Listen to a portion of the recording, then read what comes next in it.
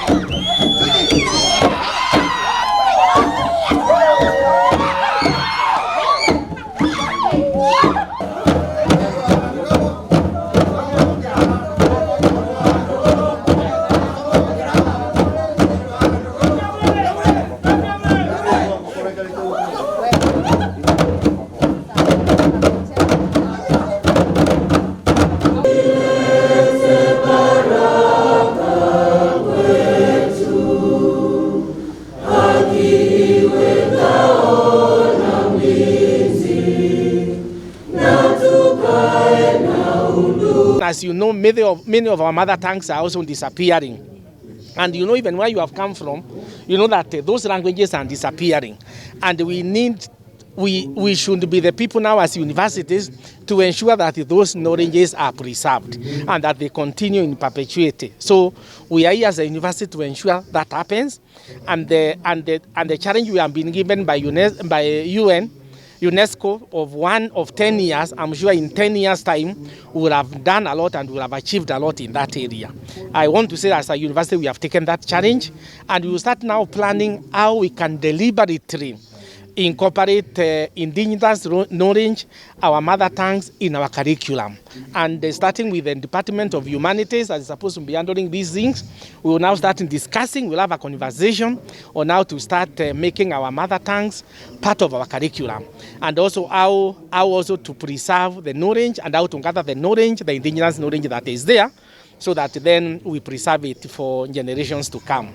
Thank you. I've challenged the universities to come up with content to ensure that they preserve the indigenous language by packaging the content of the indigenous languages and putting it in technology so that our young people can learn through ICT. Just like the way we have, View Sasa, let's package that content.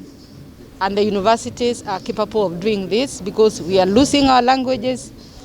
This is today we are celebrating the International Mother Language Day, and it is also within the decade of indigenous languages.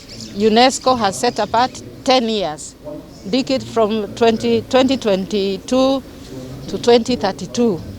These 10 years is a decade to promote the indigenous language and also indigenous knowledge so that it doesn't get lost. Traditionally, our mothers, our parents, they never used to go to hospital.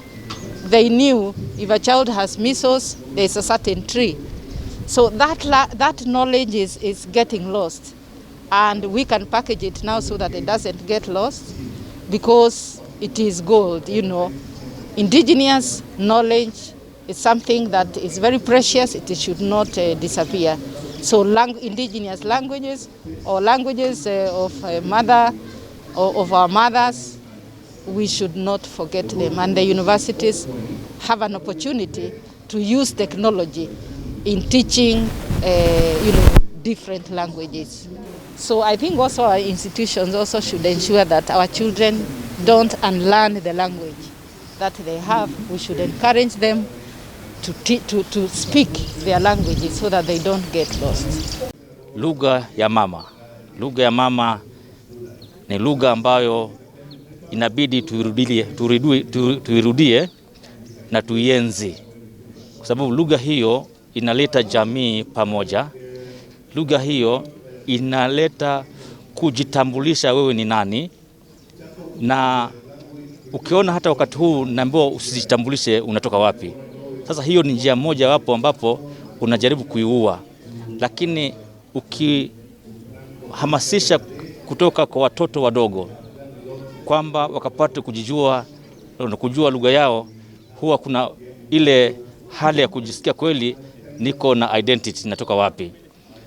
Katika nyanja za kikazi kutumia hiyo lugha ya mama, nakumbuka sisi sote kwamba tulikuwa tunakaa pamoja zamani zile, kaa pamoja, mnatoa stories za kwa lugha ya kina mama, na zilikuwa zinaingia katika mili yetu na hata pia katika fikra zetu, na si rahisi kutoka, mpaka saa hii tunazikumbuka. Hivyo mbinu hiyo serikali pia inaendelea kuitumia kwamba ikapate kudumisha hali hizo, ili pia kwa mambo ya usalama yakapate kuweza kuboreshwa. Kwa sababu unapoombea mtoto kilugha kwamba hili jambo na lile si nzuri kwa sababu ya hivi na hivi, na tumeishi miaka hii yote na lugha hii na hali hii, mtoto yule anajivunia na si mwepesi kutoka nje tena kuweza kuchokoza jamii nyingine katika jamii zetu tunazoishi.